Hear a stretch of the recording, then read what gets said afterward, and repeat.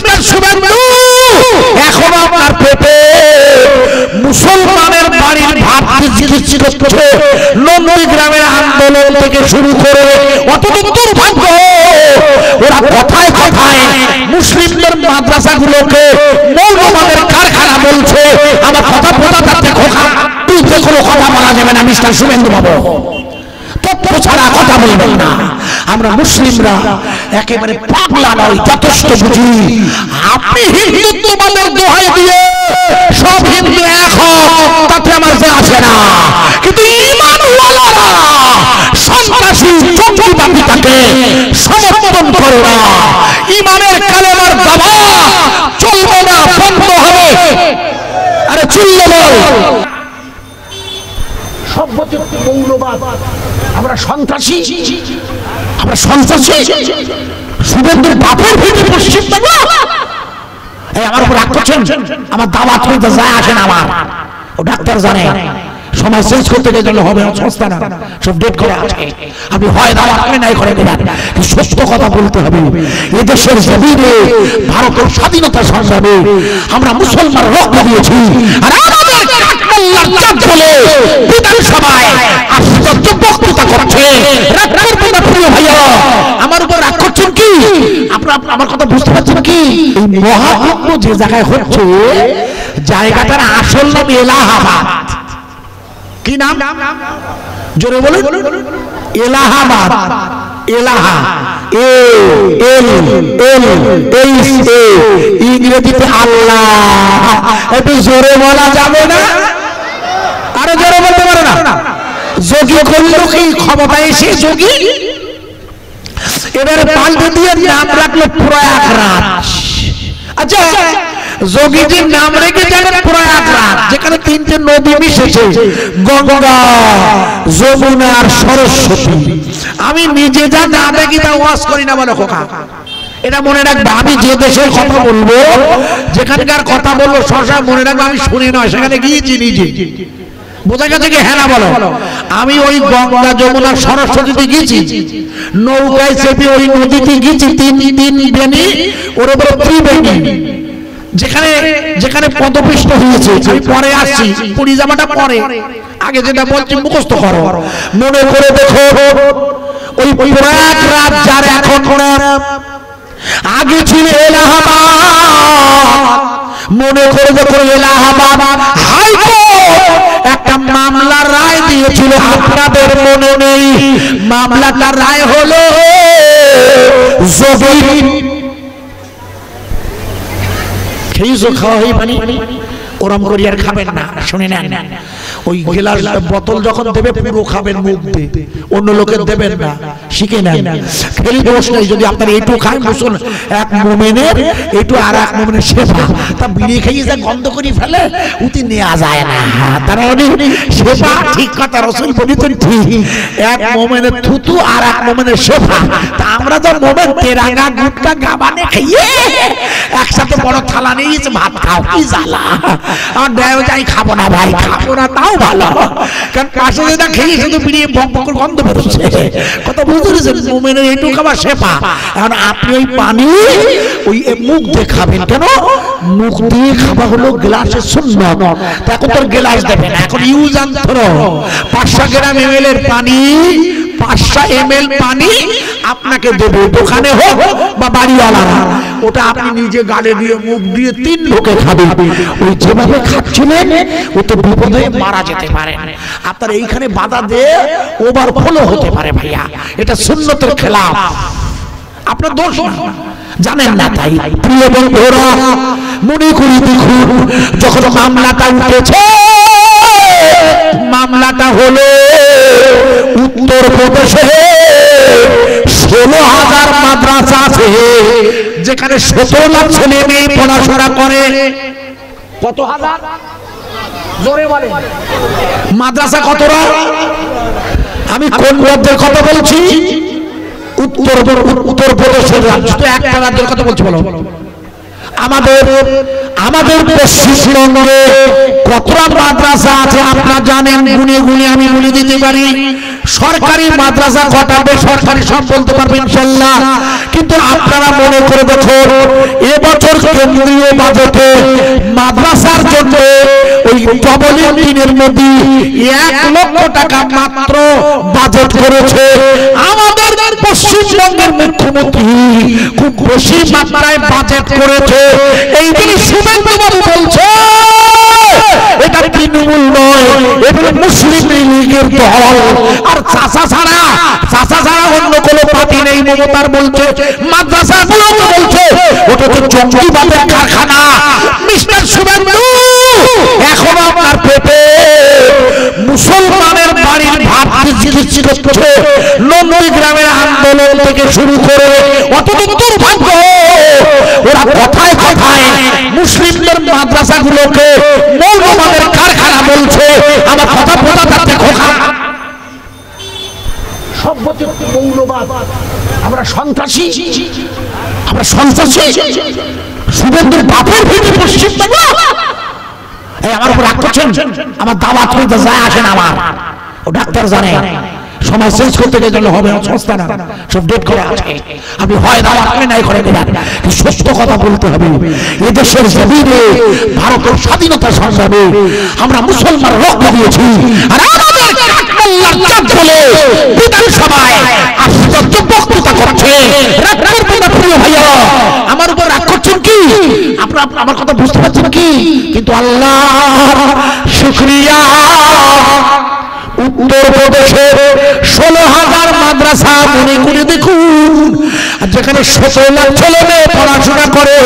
ওই এলাহাবাদ হাইকোর্ট রায় দিয়ে দিয়েছে এই মাদ্রাসাগুলো সব অবৈধ। সাথে সাথে যোগী সরকার বুলডোজার শুরু করেছিল মনে করে দেখা, সাথে সাথে বললে যা মনে করে দেখা। আপনারা কিছু মনেই নেই, জানেন না যখন বুলডোজার চলছে, আহা 17 লাখ ছেলে মেয়ে পড়াশোনা করে। পশ্চিমবঙ্গে যেমন 40% হিন্দু ছেলে মাদ্রাসায় পড়ে। খোকা তোমরা কিছুই জানো না, 40% কিছুই জানো না। সব আমার কাছে তথ্য আছে, চ্যালেঞ্জ করছি আমি। সিবিআই আইবি লোক আছে, শুনুন।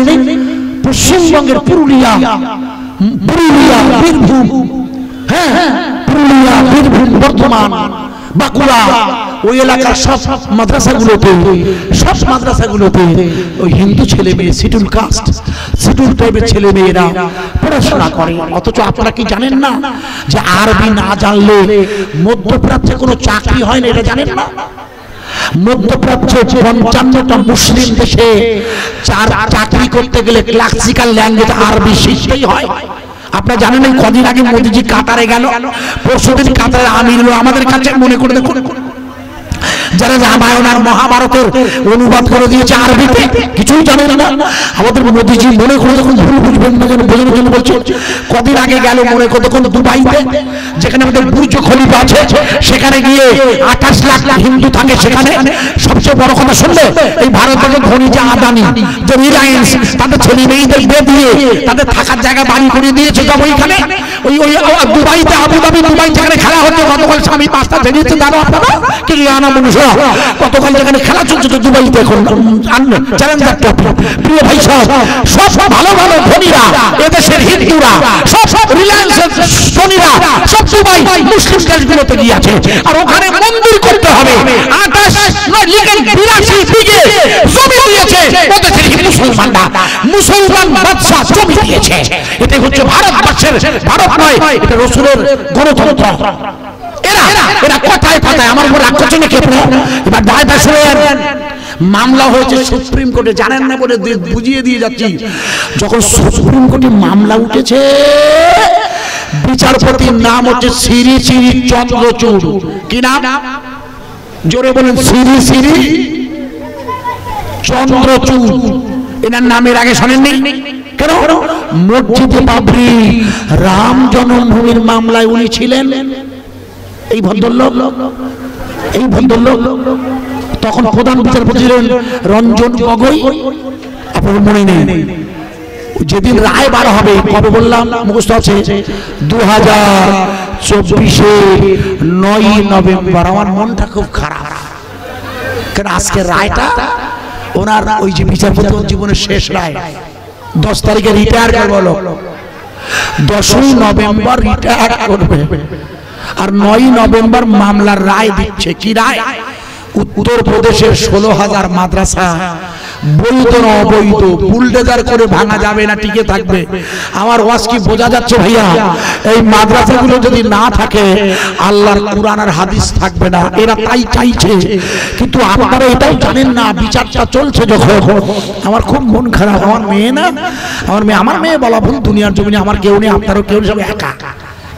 থাকতে হয় বউ শরীফে থাকতে হয়, আর দুনিয়ার নিয়ম, এটা ভুল বুঝবেন না। তা আপনাকে বোঝাচ্ছি, শোনেন না। বিচারপতি রঞ্জন গগৈয়ের মামলার সাথে যিনি ছিলেন শ্রী শ্রী চন্দ্রচূড় মহাশয়, মামলা উঠেছে কোর্টে, মনে করে দেখুন সুপ্রিম কোর্টে। বিচারপতি চন্দ্রচূড় সঙ্গে আছে আরো 4 জন। এই মামলার রায় দিচ্ছে লিখুন গোলাবাড়ি বাজার, আমার প্রিয় বুতুখালীর ভাইয়েরা মায়েরা। ওই বিচারপতি হিন্দু মানুষ, কিন্তু রায়টা লিখছে দেখো, উনি প্রথমেই লিখে দিল আমি আর আমার 5 জন বিচারপতি মিলিত ভাবে আমরা এলাহাবাদ হাইকোর্টে রায়টা বাতিল করে দিলাম। নারায় তাকবীর, জোরে বলতে পারে? আরো জোরে বলা যাবে না? নারায় তাকবীর। ওই দিকের ভাইরা শুনতে পাচ্ছেন? শুনতে পাচ্ছেন? যে দেশে মসজিদে আজান দিলে মাইকে 2 লাখ টাকা জরিমানা হয়, সেই দেশের ওই উত্তরপ্রদেশের এলাহাবাদের হাইকোর্ট বলেছিল মাদ্রাসাগুলো অবৈধ। 17 লাখ ছেলে মেয়ে পড়াশোনা করে যারা মাদ্রাসায়, এরা সব অবৈধ। অথচ সুপ্রিম কোর্টের রায়ে ঘোষণা করে দিয়েছে এই মাদ্রাসা থাকবে না, বন্ধ হবে। আরে জোরে বলুন, রায় বাতিল মানে পশ্চিমবঙ্গের কোনো মাদ্রাসা বিরুদ্ধে কোনো কথা বলা যাবে না। মিস্টার শুভেন্দু বাবু, তথ্য ছাড়া কথা বলবেন না। আমরা মুসলিমরা একেবারে পাগলা নয়, যথেষ্ট বুঝি। আপনি হিন্দুত্ববাদের দোহাই দিয়ে সব হিন্দু এক হোক, তাতে আমার যে আসে না, কিন্তু ঈমানওয়ালারা সন্ত্রাসী জঙ্গিবাদীটাকে সমর্থন করে না। ঈমানের কালেমার দাওয়া চলবে না, বন্ধ হবে। আরে চিল্লে বল,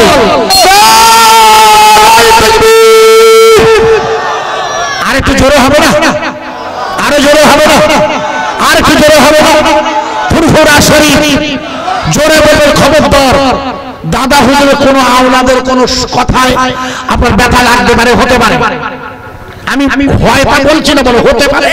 সব পীরজাদা হুজুর সমান হন না, কিন্তু বড় হুজুর, মেজি হুজুর, সেজি হুজুর, না হুজুর, ছোট হুজুর, মনে রাখবেন ফুরফুরা দাদা হুজুর বড় হুজুর ছিলেন। লিখে নেন, ইতিহাস লিখে নেন, এসে গেল বলে বলে দিয়ে যাই। বড় হুজুর ছিলেন ওই জমানার সেরা, আল্লাহর এত উঁচু মার্গের ওলি। উনি যখন ওয়াজ করতেন তখন আল্লাহর ফেরেশতারা হাদিস আর কোরআন নিয়ে দাঁড়িয়ে থাকতো একটানা 8 ঘন্টা 10 ঘন্টা। বড় হুজুর আব্দুল হাই মরহুম সিদ্দিকী, ইনি ছিলেন আল্লাহর মহান ওলি। আর মেজি হুজুর 104 বছর বেঁচে ছিলেন। ওনাকে তো বলা হয় মুফতি আজম বাংলা, ওনাকে তো বলা হয় ইলমের জাহাজ। মেজলা হুজুর চাবে আল্লাহ। একটু জোরে একবার সবাই মিলে বলবেন, আমি একবার বলিনি।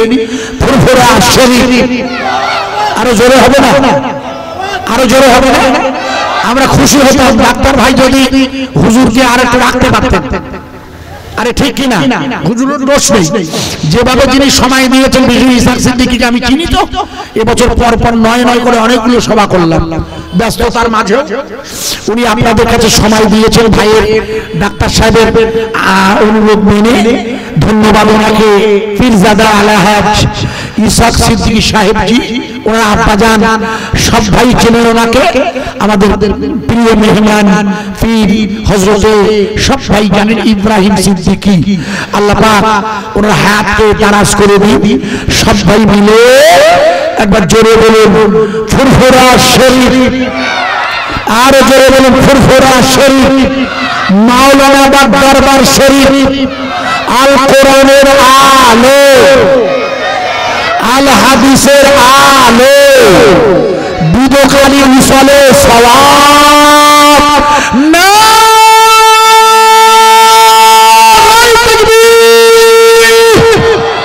আমি দোয়া করছি, প্যান্ডেল খুলে দিতে আমি দোয়া করছি ইনশাআল্লাহ।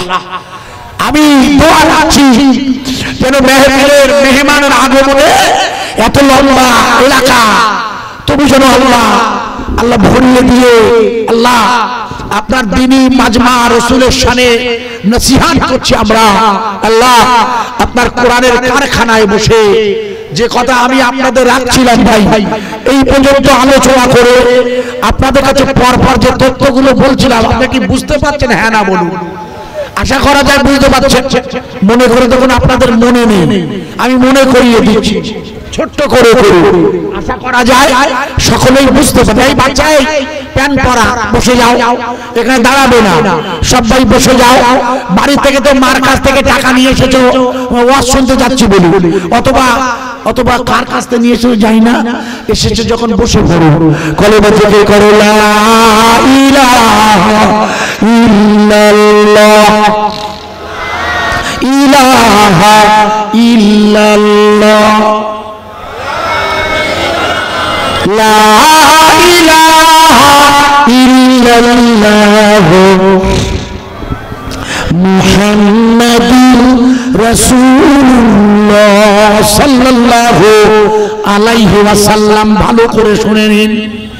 আল্লাহর নবীর মা আমিনাতুল জোহরা যখন প্রথম ওয়াজ শুরু করেছিলাম 8:30 মনে করে দেখুন, অর্থাৎ এশার নামাজের পর পর হুজুরের বিদায়ের পরে আমি যখন বয়ান শুরু করেছিলাম মনে করে দেখুন, আমি আপনাদের বলেছিলাম তখন সবাই এসে পৌঁছাননি। আমি বলেছিলাম এটা হলো পবিত্র বরকতের মাস, এর পরের মাস রমজানুল মুবারক। এই মাসটির নাম শাবান। আমি আপনাদের বলেছিলাম এই শাবানের আগে যে মাস আছে ওই মাসের নাম রমজানুল মুবারক, আর শাবানের আগে যেটা আছে পিছিয়ে ওটা হলো মাহে রজব। আল্লাহর নবীর মা আমিনাতুজ জোহরা পয়লা রজবে গর্ভবতী হন। আল্লাহর রাসূল এই দুনিয়ায় পর্দা নেন যেদিন, সেদিন ছিল ঐতিহাসিকদের মতো সোমবার। অধিকাংশ পণ্ডিত লিখেছেন 12 রবিউল আউয়াল, আবার একদল লিখেছেন জীবনীতে 9 রবিউল আউয়াল। অধিকাংশ পণ্ডিতের মতে বেদের ভাষাটাও তাই। এত ইসমিন্নারে মেলেস আচার্যন সামান্বিতাং মহামাদ ইতি খ্যাতাং শিষ্য শাখা সামান্বিতাং নিরিপশ্চৈব মহাদেবং মরুস্থল নিবাসেন দ্বাদশ শুক্লপক্ষ বিষ্ণু যশ সুমতিস্য। মনে করে দেখুন, আপনাদের মনে নেই বলে মনে করিয়ে দিই। আল্লাহ রাসূল জন্ম নেবে ভবিষ্যৎ পুরাণে লেখা আছে, ওনার জন্মের তারিখ হচ্ছে দ্বাদশ শুক্লপক্ষ। দ্বাদশ মানে 10 আর 2 12। তিথিটার নাম শুক্লপক্ষ। পূর্ণিমার আগে 15 দিন কি বলে শুক্লপক্ষ। ওই শুক্লপক্ষ তিথিতে আল্লাহ রাসূল জন্ম নিয়েছে। মা আমিনাতু জোহরা বলছে, ভালো করে খেয়াল করুন এবার, মা আমিনাতু জোহরা বলছে ওই রাতে ভোরবেলা যখন আমার বেটা হয়েছে আমি আমিনা লক্ষ্য করে দেখি আমার বেটা নয় তো ও হলো একটা নূরের দোলা। দাঁড়াইতে কিসের দোলা? খবরদার, রাসূলের গায়ে মাটি আছে। এই ইউটিউবে একদল বক্তা বলছে রাসূল পূর্ণ নূরে মুজাসসাম, মনে রাখবেন, পূর্ণ নূর এসেছে। স্বামী বিবেকানন্দ লিখেছেন, হিন্দু ধর্মের দামি ঠাকুর রামকৃষ্ণের শিষ্য বিবেকানন্দ বলেছেন পৃথিবীর জমিনে মধ্যপ্রাচ্যের আকাশে একটা উজ্জ্বল জ্যোতি এসেছে। ওই উজ্জ্বল জ্যোতি হচ্ছে হযরত মুহাম্মদুর রাসূলুল্লাহ। জোরে বলুন সুবহানাল্লাহ। আল্লাহর নবীর মা বলছেন যেদিন আমার বেটা হয়েছে আমি লক্ষ্য করে দেখি ওটা একটা নূরের দোলা, আর ওই নূরের আলোতে আমি আমিনা রোগ সসরাতে দরবার পর্যন্ত দেখতে পেলাম। কোথাকার দরবার? মুখস্থ করেন, সুবহানাল্লাহ বললেন। রোম সম্রাট। আচ্ছা, মক্কা থেকে রোমের দূরত্ব কত কিলোমিটার বলতে পারেন? লিখুন, মক্কা থেকে রোমের দূরত্ব হলো 25,000 কিলোমিটার। আনুমানিক, কম হবে না, মানে এর চেয়ে কম হবে না, বেশি হবে। কত হাজার বলুন বলুন, আপনাদের ইউটিউব খুলে দেখুন। আচ্ছা, ভারতবর্ষ থেকে মক্কার দূরত্ব কত কিলোমিটার বলুন? 6,000। আমি যেখানে বাস করছি এখন এটা গোলাবাড়ি বুধখালী, আমার বাড়ি বসিরহাট থানা ইটিন্ডা, বাংলাদেশ বর্ডারে যেতে পড়ে। ইটিন্ডা ঘাট নদী আছে। তো আপনারা বা আমরা যেখানে আছি এখান থেকে 6,000 কিলোমিটার। কত হাজার? আর ওটা কত হাজার? তাহলে এর ক ডবল?